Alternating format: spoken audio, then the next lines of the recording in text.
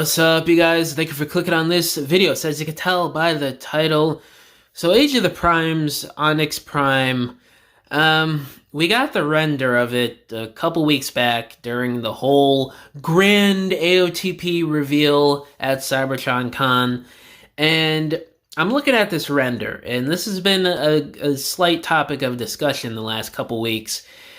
What was the decision in terms of choosing the colors and the overall design of this Onyx Prime? Because I'm looking at his colorization throughout the couple iterations that he's been in, and I'm really not seeing some of the similarities here, especially in terms of the color.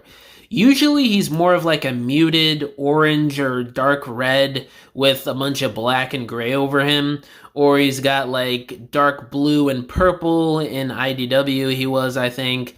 And in most iterations, he's just a very drab, darker colored character. You get to the Age of the Primes thing, and the colors are just kind of very kitty-like, and they remind me of like Play School Rescue Bots. It really doesn't fit with what Onyx Prime is usually about, so I really hope this is not the final colorization of him, even though it probably will be, because the leader class is coming out around summertime of next year, so around 6 months away, this figure is coming out, and I don't know how I feel about this render. I'm sure the figure itself is going to at least be pretty good or decent, but looking at this render, I'm really not a fan of the overall design the more I look at it.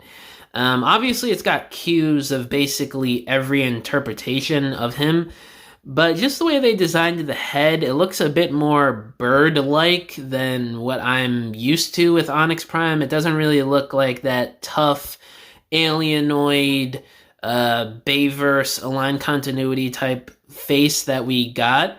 And the wings and just the overall design just looks a bit more stripped back and a bit more bland than especially the aligned continuity look for him. And I'm just curious to see how he's going to transform and what he's going to transform into, because usually he's like this centaur type robot, and I don't know, I'm kind of getting the vibe with it from the back legs, but I don't know, just the way he looks, it feels like there's some pizzazz in terms of the intricacy of his design that's missing here, that just doesn't really make me as excited for the leader class release like I was previously before I saw this concept art. But again, things could change. I'm pretty sure this is like an early render or something, or it's just for like packaging. And we've seen over the years that sometimes packaging designs do differ a little bit from what the final figure is. I hope that's the case here.